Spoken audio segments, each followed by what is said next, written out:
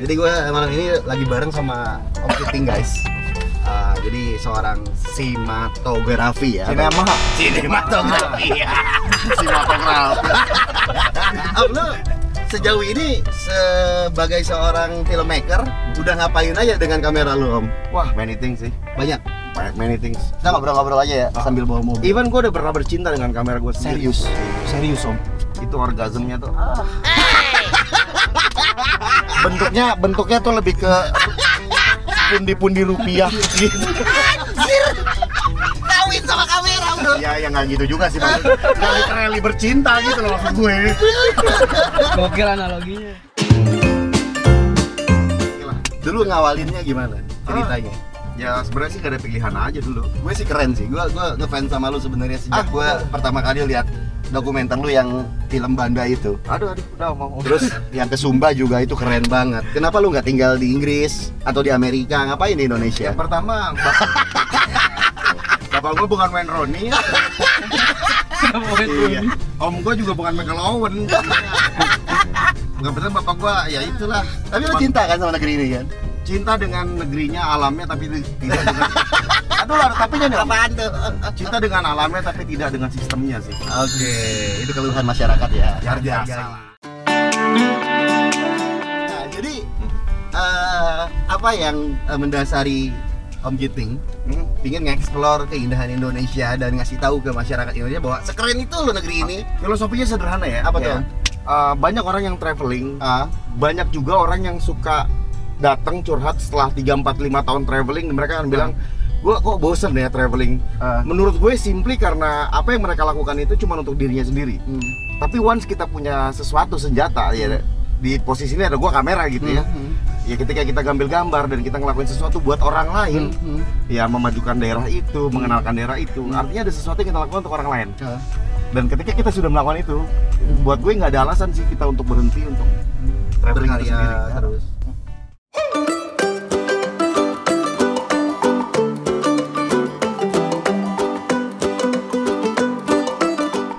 Jadi kita mau ke Bogor habis ini guys. Kita mau bikin teaser dulu lah kolaborasi kita berdua.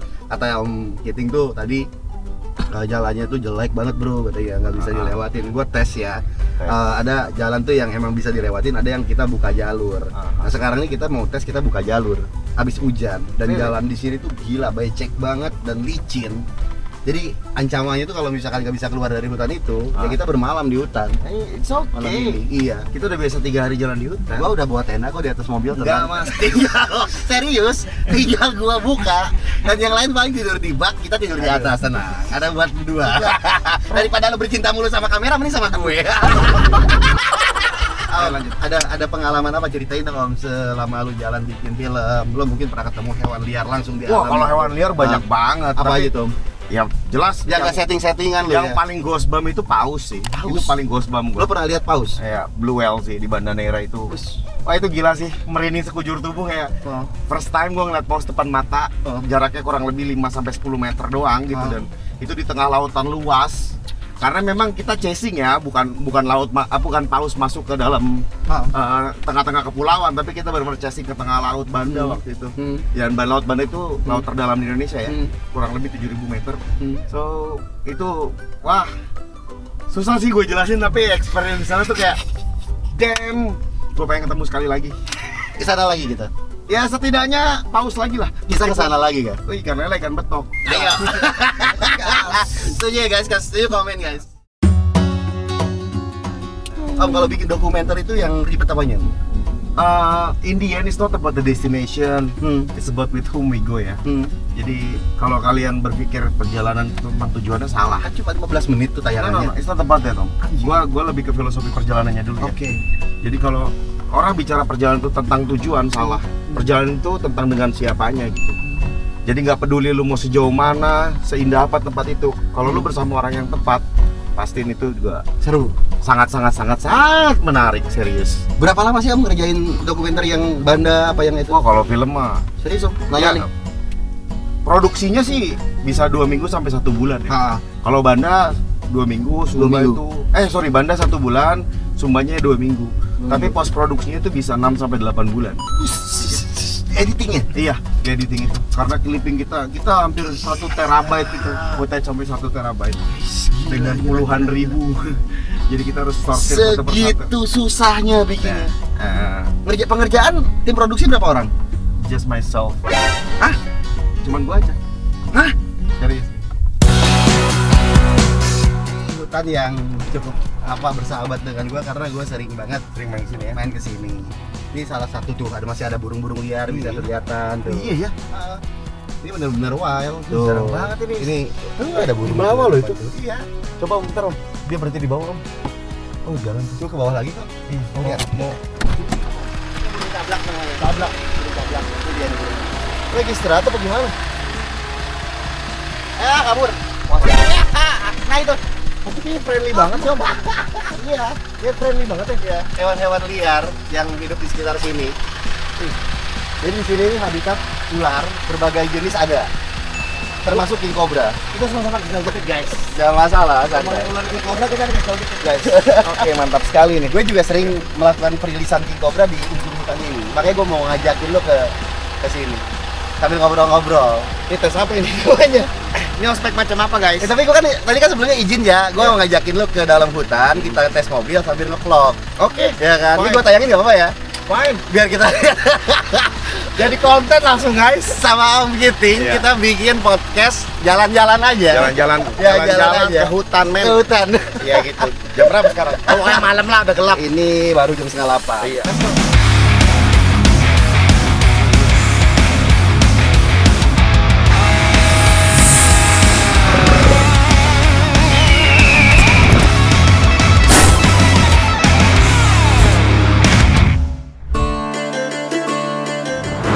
Ini hutan Cisaat namanya. Cisaat. Filosofinya ada nggak? Sesuatu hal yang mungkin Cisaat itu spektakuler. airnya kering. Oh gitu. Tapi buktinya hutan ini tuh jadi sumber air untuk masyarakat sekitar. Apa yang paling bikin spektakuler dari tempat ini? Tempat ini terjaga karena masih dikelola sebagai hutan adat. Hutan di adat? daerah sini. Iya. Wah. Jadi orang-orang sini menghargai hutan ini karena adanya kepercayaan tradisi lama. Jadi kalau misalkan kita datang ke satu tempat, hati-hati kalau misalkan jalan ke hutan itu ya. Awas, harus ada adabnya, jangan ngelanggar gini, jangan nebang pohon, jangan apa. Nah itu ada maksudnya, ada tujuannya, Ada bukan tujuannya. hanya just mitos. Ini salah satunya hutan yang masih jadi zona hijau di daerah saya di sini. Coba kalau misalkan nggak dikelenikin, kebayang nggak? Rame. Orang udah ngejarah pohonnya, Rame. orang udah macem-macem di sini. Tapi memang kelenteng itu jadi salah satu alasan warga lokal sih untuk menghindari keramaian itu tadi. itu konservasi.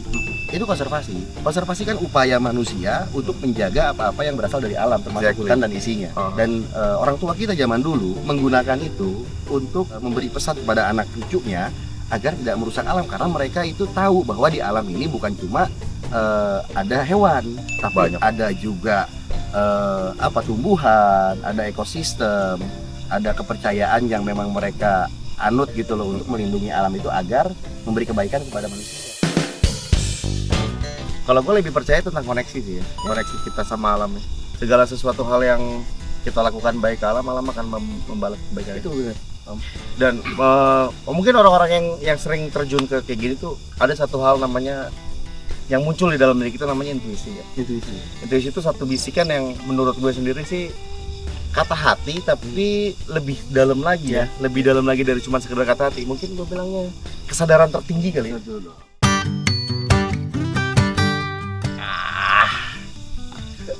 Lu itu nggak jadi kayak podcast bos. Lanjut. Kesadaran tertinggi itu kalau intuisi. Beberapa kali gue pernah ngikutin intuisi, bisikan-bisikan yang datang, dan gue nggak pernah miss sih. Maksudnya segala sesuatu selalu diselamatkan. Sama itu malah. Iya. Tapi once gue pernah satu kali nggak ngikutin intuisi, gue jatuh, hancur. kaki gue patah. Intuisi itu tuh. kayak gini bukan sih? Kalau misalkan kita semua orang kan punya intuisi, Semua orang punya intuisi. ya kan? Kalau misalkan kita nyebrang jalan, awas toleh-toleh dulu gitu. Pasti tengah tulah-toleh kehajar motor. Itu beda. Oh beda. Itu apa beda. itu? Itu masih refleks itu. Oke. Refleks dan kebiasaan. Intuisi itu lebih ke gini. Karena kita sudah terkoneksi dengan alam. Alam tuh ngasih tahu sesuatu ke kita kalau ini capable atau tidak. Contohnya kita mau lompat tebing. Kita suka nih lompat tebing. Itu kan sesuatu hal yang berbahaya sekali gitu. Tapi kalau misalnya intuisi kita bilang kita bisa lompat di tebing itu, ya kita ngelakuin dan everything's fine. Tapi kalau intuisi kita bilang jangan pernah sekalipun melanggar itu sih aturan. Itu salah satunya. Feeling ya? Iya, bukan lebih feeling. Gue lebih nyebutnya intuisi karena ini deeper sih, lebih dalam daripada sekedar kata hati sih sebenarnya. Dan itu cuma muncul ketika ya kita sudah cukup dekat dengan alam itu sendiri. Ikatan. Iya, seperti yang gue bilang tadi, ke Banda Nero tuh banyak banget orang yang niat buat lihat lumba-lumba, tapi banyak juga nggak dapet. Sampai Om Kiting kenapa bisa dapet? Ya, I told you, it's all about connection. Gitu. Orang bilang lu hoki banget bang, gini-gini ke Lampung. Dan itu bukan hoki ya? No, it's not luck, it's a connection. Balik hubungan kita dengan alam yang sudah cukup dekat. Kayak tadi, kita nggak mungkin tiba-tiba nemu burung.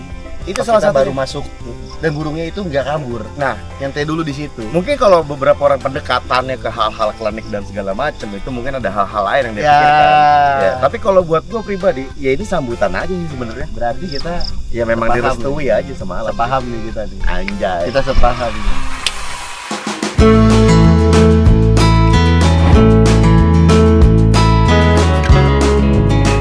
Ketika ikut perjalanan gue pun, contohnya waktu di Jogja nih, salah satu dia juga ikut si Dais. Waktu itu kita mau ke Ratu Boko, Candi Ratu Boko. Kita bilang, jam 5 kita ke Prambanan ya. Siapa tahu dapat sunset. Padahal sunset di Prambanan itu kan suatu hal yang langka banget gitu. Di tengah kota pula, pagi dapat sunset. Tiba-tiba jam 4 itu, ya intuisi gue bilang, kayak kita harus ke Prambanan sekarang deh. Gitu. Dan akhirnya anak-anak, ayo guys kita ke Prambanan sekarang. Dan benar-benar dikasih sunset yang epic. Yang gue belum pernah lihat itu sih, sunset di belakang Prambanan itu di internet. Emang keren ya? Di internet itu belum ada. Berarti udah banyak banget alam tuh nunjukin keindahannya sama Om Kiting terus didokumentasikan dan di-share di medsosnya. Karena niat kita ya itu, niat kita baik sama alam. Ini satu hal yang jarang banget. Anjir, keren guys. jarang banget terjadi di Prambanan momen ini. Ini intuisi yang kalau kita aja datang jam 5, kita nggak akan dapet sunset ini. Karena persis ini jam 5. Kan perjalanan dari Boko ke Prambanan kan setengah jam kira-kira kan. Pasti nggak akan dapet gitu. Dan masih banyak sekali kejadian-kejadian seperti itu, termasuk kayak ini. Lumba-lumba. Iya. Gokil. One of the best shot sih. Dia bisa ngerekam gerombolan lumba-lumba banyak banget teman-teman di laut lepas di habitatnya, dan itu nggak semua orang bisa nyaksiin. Keren banget. Bener banget.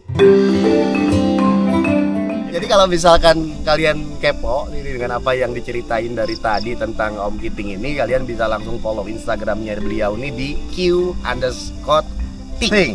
ya. Mikir ya. THINK. Q_Ting. Nah itu di situ. Kalian bisa kepoin langsung. Gua gak akan kasih insertan gambar-gambarnya. Kalian kepo langsung aja follow. Orang keren ini guys. Pokoknya alam itu sederhananya, if we love nature, nature will love you back.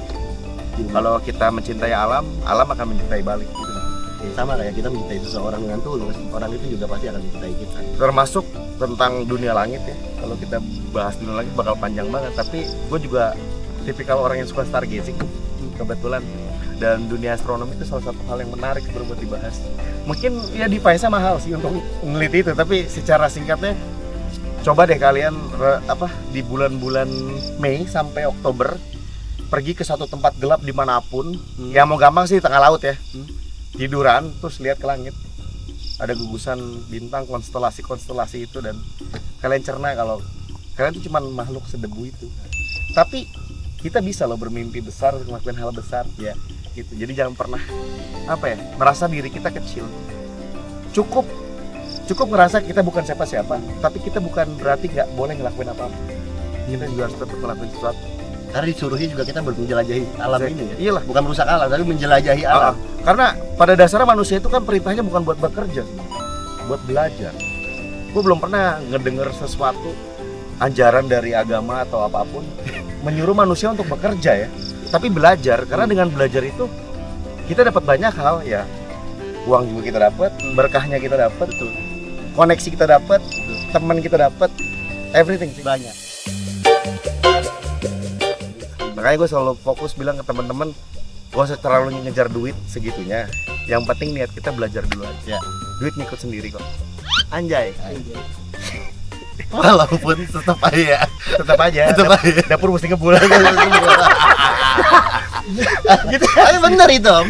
Gue pernah hidup gitu loh ya, bukan pernah hidup ya, karena gue udah pernah mati kena gigit komodo, terus gue bangkit lagi dari kematian itu. Really? Ya digosip. Makanya, really? Komodo itu salah satu racun yang susah untuk ditawar ya? Ya gosip. Oh, gosip kayak gitu ya? Gosip.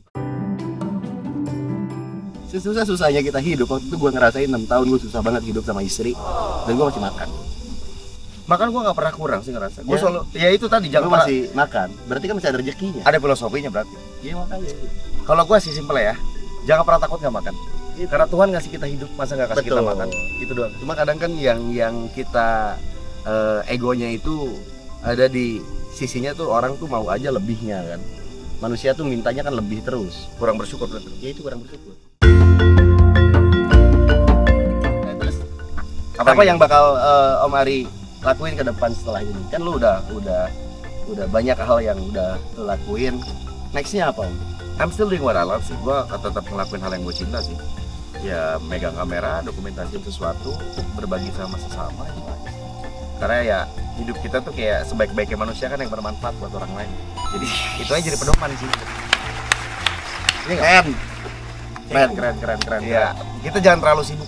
Sesuatu itu buat kita doang. Masih banyak orang di sekitar kita yang bisa kita hidupin. Meskipun bukan selalu dengan cara kita ngasih uang, bukan. Banyak hal yang kita bisa ngidupin mereka.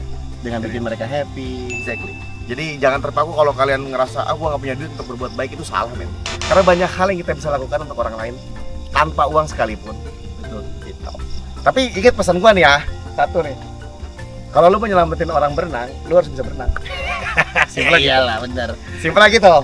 Harus ada ilmunya berarti. Iya dong pastinya. Semua hal itu harus belajar, bener. That's why Jadi we balik need- lagi we ke need to tadi, lo disuruh belajar dan lo harus belajar dan terus belajar. Karena DC juga bilang gitu. Benar. Belajarlah dari merah sampai liang lahat. Iya. Tugas kita ya belajar. Jadi setelah kita matilah di situ kita udah Selesai belajar. belajar udah. Ilmu terbaik itu ada di sini men, di alam semesta. Serius. Ilmu terbaik itu guru, maha guru. Maha Guru itu ada di alam semesta itu tadi.